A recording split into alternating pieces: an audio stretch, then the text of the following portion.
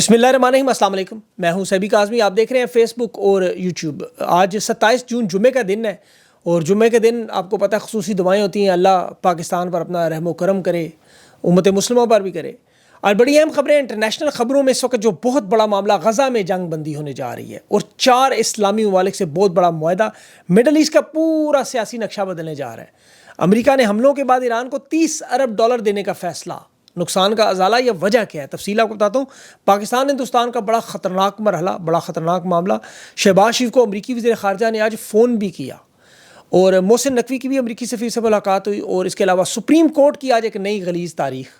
काजी के आलाकार दिफा में हामिद खान इनिंग्स की आखिरी ओवर में बड़ी ज़बरदस्त बैटिंग करते रहे। अदलिया की पतलूने आज उन्होंने तराजू में टांग दी। वाकई ज़बरदस्त मामलात हुए, वो तफसील आपको बताता हूँ। लाइव जजेस किस तरह व्हाट्सएप पे पैगामात लेते हुए पकड़े भी गए। मखसूस नशिस्तों का बेंच भी टूटा। एक बाकिरदार जज अपने ज़मीर की आवाज़ पर उठ खड़ा हुआ, लेकिन जजेस की ज़िद के मामला चलाएंगे। और आज 15 मासूम पाकिस्तानी कैसे शहीद हुए।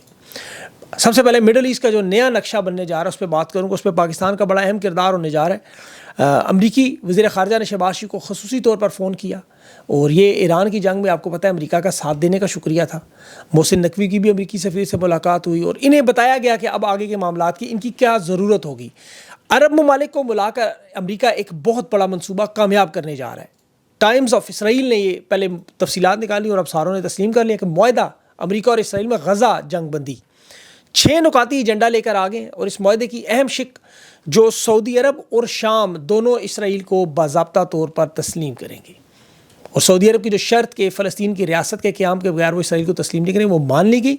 इसराइल फ़लस्तीन की रियासत को तस्लीम करने के लिए तैयार हो गया। गज़ा और मगरबी किनारा है जो मखसूस इलाके हैं, वो उस पर मुश्तमिल रियासत, उसकी शराइत ये उन्होंने रखी कि इसराइल के सारे कैदी यरगमाली छोड़े जाएंगे इस जंग बंदी से पहले, तमाम रिहा होंगे और मास की तमाम क़यादत को यहाँ से जलावतन किया जाएगा, गज़ा से निकाला जाएगा।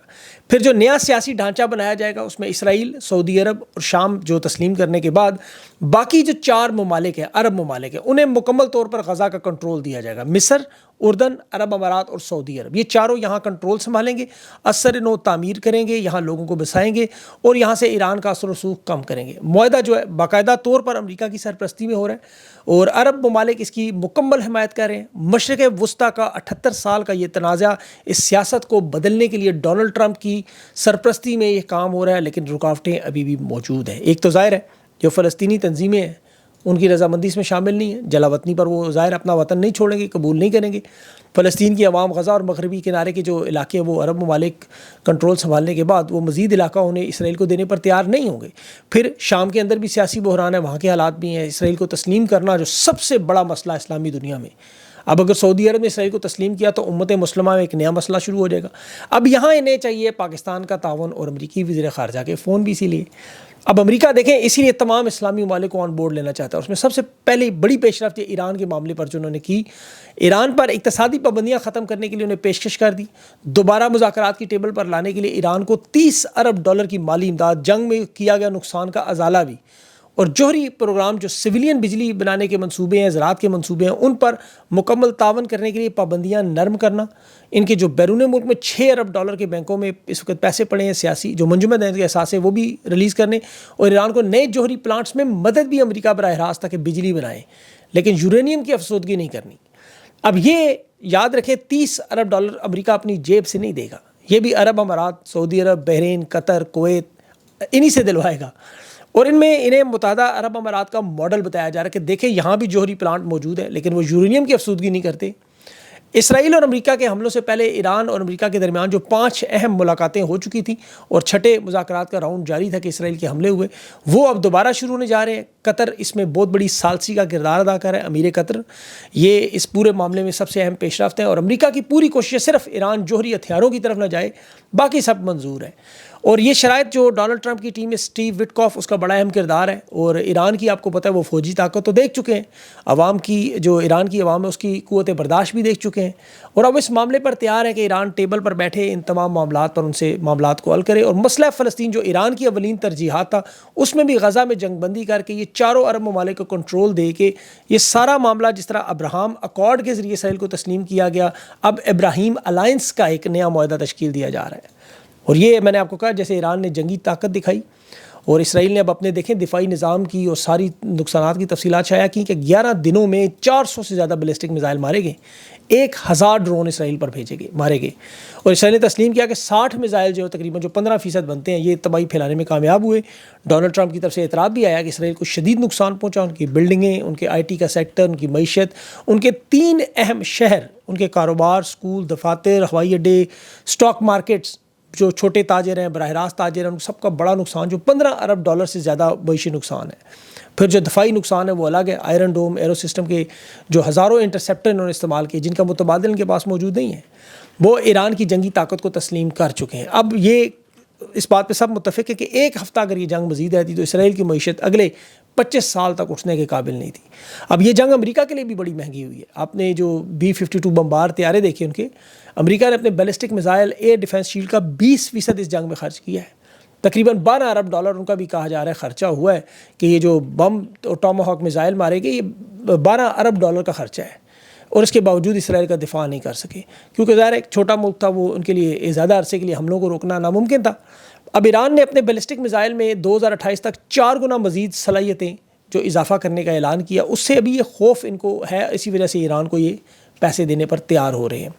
اور دوسرا جو ایران کی مدد چین اور روس کرتے رہے ہتھیاروں سے، ڈرون سے، میزائل ٹیکنالوجی سے، اس سے ایران کی فوجی طاقت نظر آئی ہے۔ اب ایران کو ظاہر ہے مغرب کی پابندیوں کی پرواہ نہیں تھی، ان کے اوپر پہلے سے ہی 40 سال سے پابندیاں لگی ہوئی ہیں۔ اب ان کے پاس راستے 2 ہیں، دیکھیں، ایک روس اور چین جو ان کا اگر مکمل ساتھ دیں، اربوں ڈالرز کی وہاں دفاعی توانائی معیشت یہ ڈیل جو ہے $400 ارب کی 25 سال کی جو چین کے ساتھ معاہدہ ہے، تیل گیس انفراسٹرکچر کا دفاع ہے، وہ اگر اس میں مکمل تعاون کریں تو پھر انہیں امریکہ کی شرائط ماننے کی ضرورت نہیں ہے۔ اگر وہ زبانی حمایت تک محدود رہے، ایران پر معاشی دباؤ بڑھے، ان کے اندرونی مسائل بڑھیں، ایران مذاکرات کے ٹیبل پر نہ جائے، تو وہ جو شرائط ہیں ان کی وہ جزوی طور پر انہیں پہ تسلیم کریں، کیونکہ ایران میں بھی دیکھیں سیاسی اور عوامی صورتحال کیا رخ اختیار کرے گی تو آئندہ آنے والے سالوں میں پتہ چلے گا، یہ دنوں مہینوں کی بات نہیں ہے۔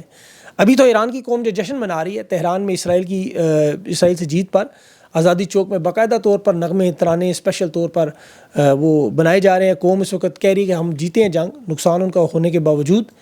اور دوسرا ایران جو ان تمام ممالک جنہوں نے اسرائیل جنگ میں اس کے ساتھ تعاون کیا یا مخالفت کی، اب ان کے ساتھ وہ آہستہ آہستہ سیدھا ہو رہا ہے۔ آذربائیجان آپ کو پتہ ہے وہ جو ان کی سرزمین سے اسرائیل کے ڈرون آئے تھے، اور جہاں جہاں ہوئے معاملات وہاں ایران اب تحقیقات بھی کر رہا ہے اور ان کے ساتھ بھی معاملات شروع کرنے جا رہا ہے۔ پاکستان کا بھی شکریہ ادا کر رہا ہے، ہندوستان کا بھی شکریہ ادا کر رہا ہے، اور جس طرح ابھی امریکہ نے پاکستان کا شکریہ ادا کیا۔ مارکو روبیو کی جو فون کال تھی شہباز شریف کو، یہ بڑی امپورٹنٹ تھی۔ ایک تو ایران کے ہتھیاروں کے متعلق تھی، پھر دوسرا یہ جو میں نے آپ کو ابراہم الائنس کا معاملہ بتایا ہے، یہ شروعات ہے اس کی۔ ابھی ایران اور مڈل ایسٹ کے تنازع میں پاکستان کا جو کردار ہوگا وہ بڑا اہم ہے۔ اس معاہدے میں ظاہر ان کو شامل کرنا ہے، اسرائیل کو تسلیم کرنے کے بدلے میں کیا ملے گا۔ دیکھیں ہمارے لیے پاکستان کی سیاست اہم ہے، اسی لیے یہ دیکھنا ہے کہ اس معاہدے کے بدلے میں انہیں کیا ملے گا۔ جو طاقتور سہولت کار اسٹیبلشمنٹ کے لوگ ہیں، یہ تو اس وقت طاقت کے نشے میں یہ سمجھنے سے قاصر ہیں، ان کی نظر صرف وقتی اقتدار پر، وقتی مفاد پر ہے کہ کسی طرح اس اقتدار کو ہم کھینچ کر لمبا کریں، جیسے یحییٰ خان، ایوب خان، مشرف، ضیاء الحق، باجوہ سب کرتے رہے۔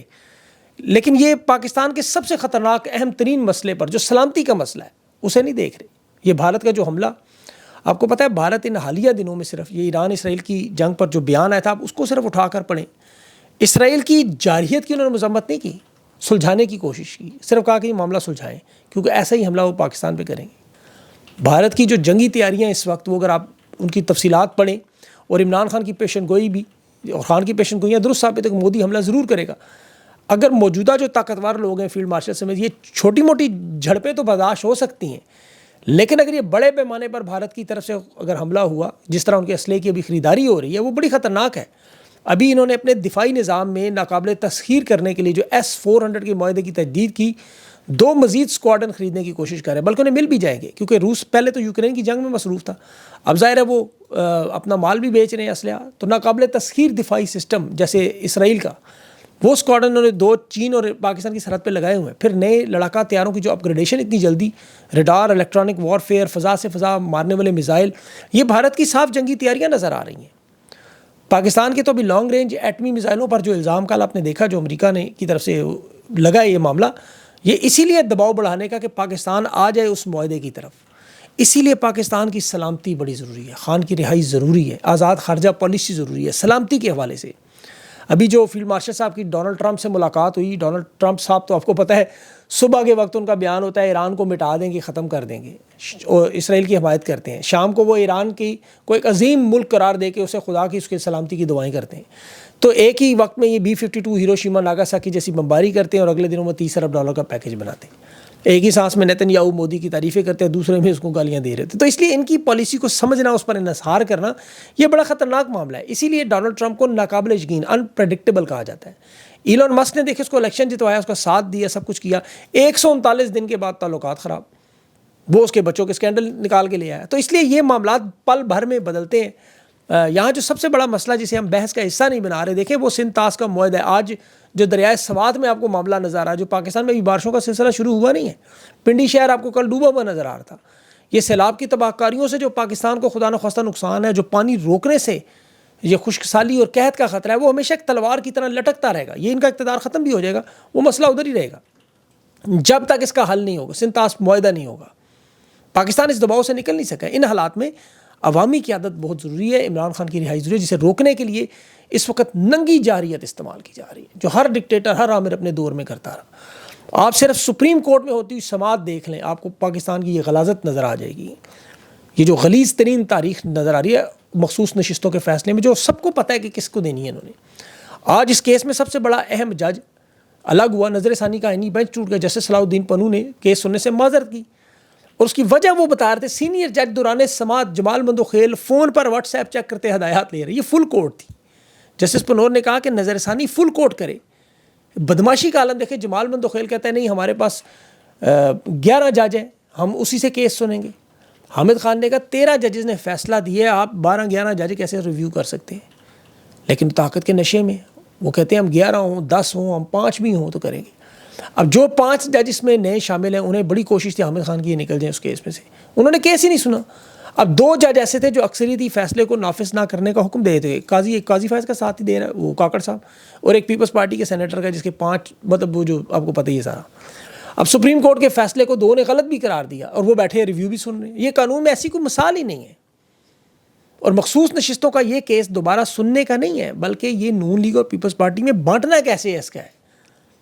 دیکھیں یحییٰ آفریدی کے فیصلے کی بعد جس طرح نااہلی یہ نشستیں نون لیگ اور اس کے پاس جائیں گی تاکہ بلاول بنے اپوزیشن لیڈر، 27ویں ترمیم لائیں، چیف کو الیکشن کمشنر نگران اپنا لگائیں، نگران وزیر لگائیں، اور صدارت کی طرف جا کے ہائبرڈ نظام کو مزید ایک پرماننٹ دے دیں چانس، اور خان کو جیل میں رکھے ایک لمبے عرصے کے لیے۔ یہ ان کا پلان ہے۔ اب اسے عوام ناکام کر سکتی ہے، ظاہر ہے۔